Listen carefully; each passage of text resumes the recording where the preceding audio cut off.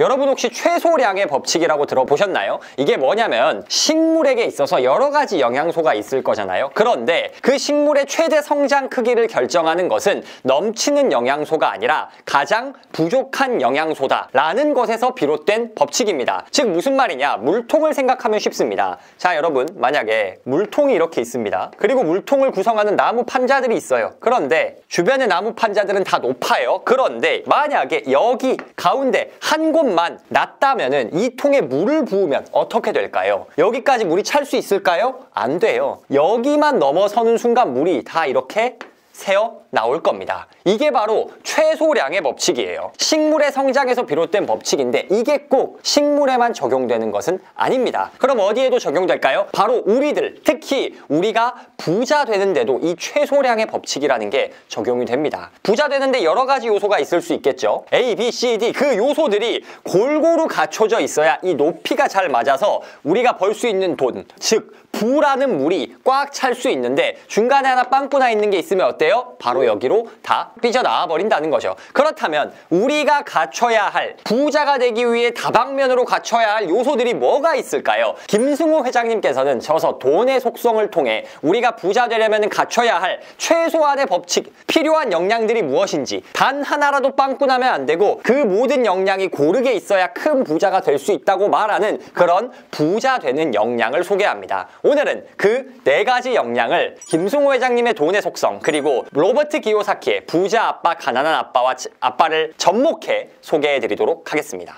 로버트 기요사키의 부자 아빠, 가난한 아빠에서는 대차대조표라는 개념이 나옵니다. 그게 뭐냐? 이렇게 그림으로 표현이 돼요. 우리가 수입이 있고 지출이 있을 겁니다. 그리고 또 뭐가 있냐? 자산이 있고 부채가 있을 겁니다. 자, 우리가 벌어들이는 돈이 그대로 지출로 나가버릴 수도 있고 자산으로 쌓일 수도 있고 부채로 쌓일 수도 있겠죠. 어쨌든 이게 우리의 자산 흐름을 보여주는 대차대조표입니다. 그러면 여기에 김승호 회장님이 말하는 부자가 되기 위해 필요한 능력이 뭐가 있냐? 첫 번째, 돈 버는 능력입니다. 뭐라고요? 돈을 버는 능력. 돈을 번다는 건 뭐예요? 바로 수입이 생긴다는 말입니다. 여러분의 주머니로 돈이 들어온다는 거예요. 이 들어오는 돈의 종류에는 뭐가 있나요? 첫 번째, 근로소득이 있을 거고요. 사업소득이 있을 거고요. 그 다음에 배당, 기타, 배당, 이자, 이런 것들 등등해서 자산에서 나오는 자본소득도 있을 겁니다. 이런 소득들이 여러분에게 수입으로 들어와요. 이게 바로 돈을 버는데, 부자가 되는 데 있어서 필요한 가장 첫 번째 능력입니다. 바로 뭐예요? 이 소득, 근로소득이든 사업소득이든 자본소득이든 돈 버는 이거 자체를 높이는 것. 이게 바로 첫 번째 능력이죠. 그런데 너무 당연한 이야기 같잖아요. 돈 버는 능력이 있어야 된다. 너무 뻔한 소리 아닙니까? 그런데 김승호 회장님이 이걸 강조하시는 이유가 있어요. 왜냐하면 대부분의 사람들은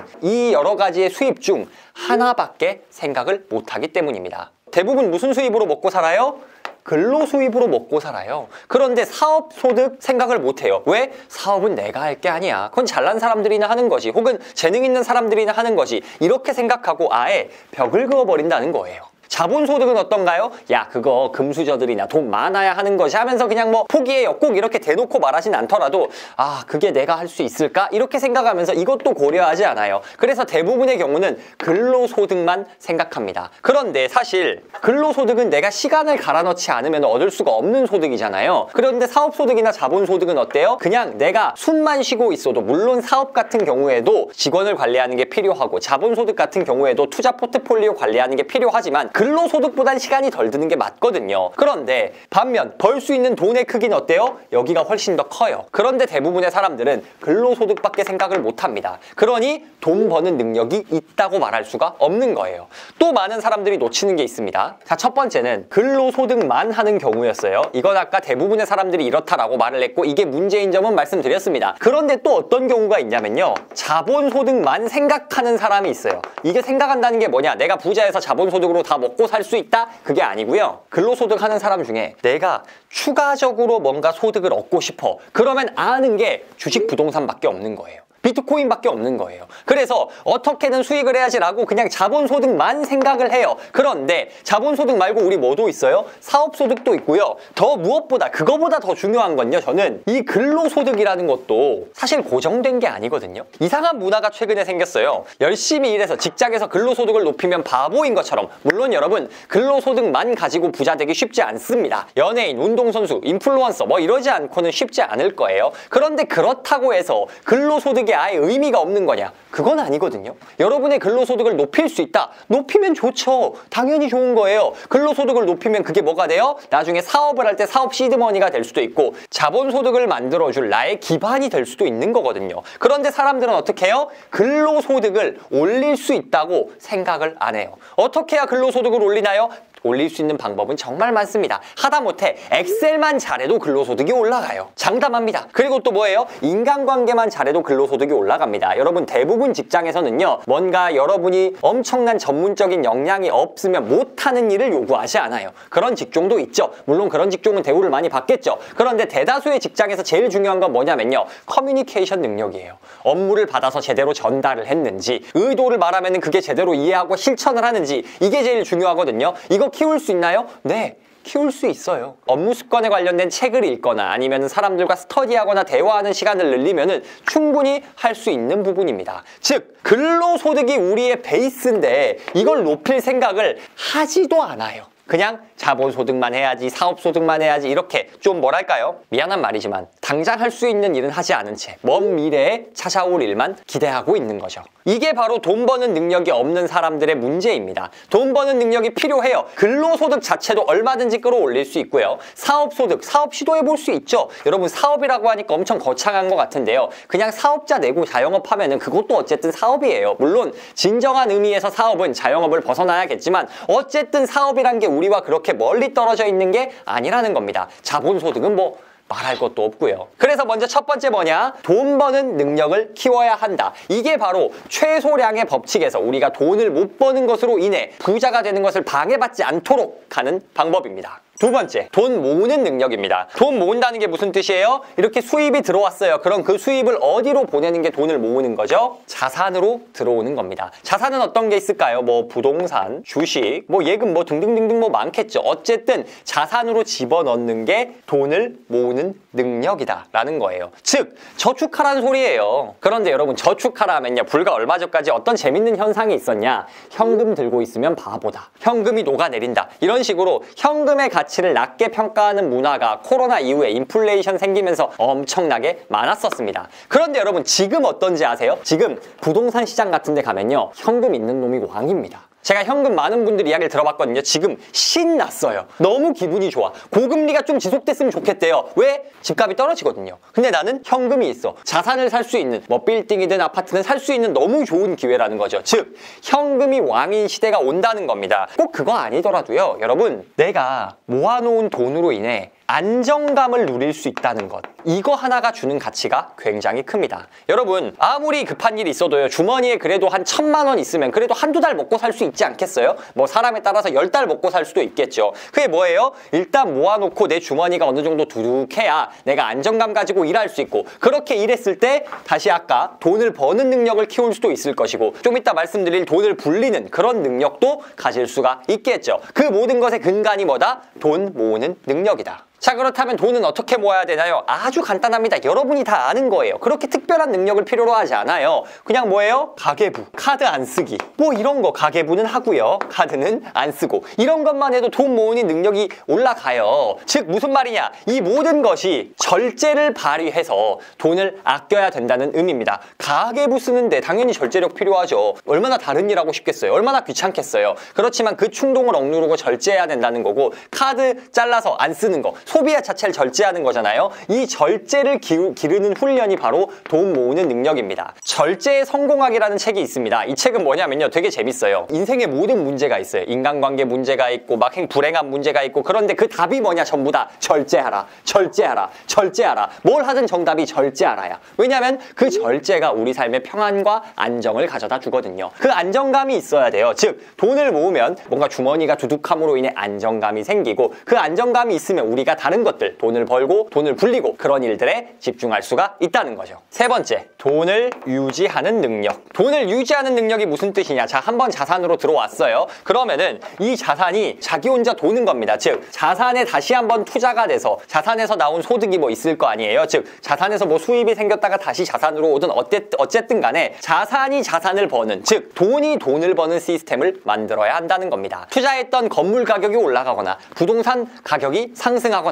아니면 주식 시세가 올라가는 거, 그런 것들을 말하는 거죠. 즉, 투자 능력이 있어야 한다는 겁니다. 이와 관련해서 김승호 회장님께서는 PER, 당신의 PER은 얼마인가? 라고 묻습니다. PER이 어떤 개념이냐면요, 주식시장에서 PER이 10이다라는 말은 이 회사의 시가총액이 이 회사가 1년 버는 이익의 곱하기 10이다라는 말입니다. 이 회사를 만약에 팔면 그냥 10년치는 일 안 해도 인정해준다는 거예요. 왜? 앞으로 그 회사가 만들어낼 잠재 가치가 그 정도 되기 때문에, 일하지 않아도 그 정도는 만들 수 있기 때문에. 그런데 여러분, 아무리 돈을 많이 버는 사람들도요, 돈을 유지하는 능력이 별로 없습니다. 바꿔 말하면 PER이 없어요. 연예인, 운동선수 어떤가요? 일을 안 하면은 돈이 멈춥니다. 한 달에 10억을 벌든 100억을 벌든 상관이 없어요. 그냥 거기서 끝입니다. 기업의 경영자는 어떨까요? 대한민국 상장 기업들의 PER이 한 평균 10 정도 된다고 하더라고요. 그러면 뭐예요? 상장 기업의 오너 정도 돼야 한 10년 일 안 해도 먹고 살 수 있을 정도의 가치를 가지고 있다는 거예요. 그런데 일부 자산들, 뭐 건실한 부동산, 강남에 있는 좋은 부동산 이런 데서는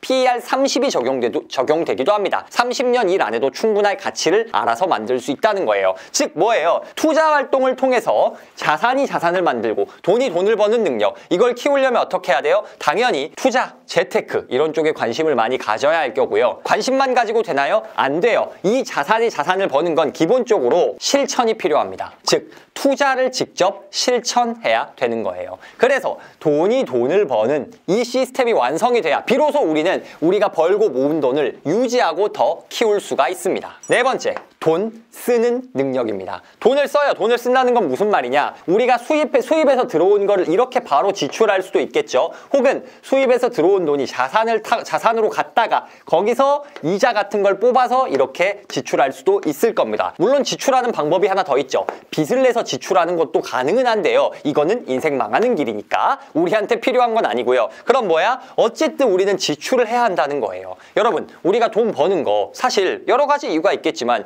결국 돈 쓰려고 버는 거 아닌가요? 근데 어떤 사람들은 주객이 전도됐어요.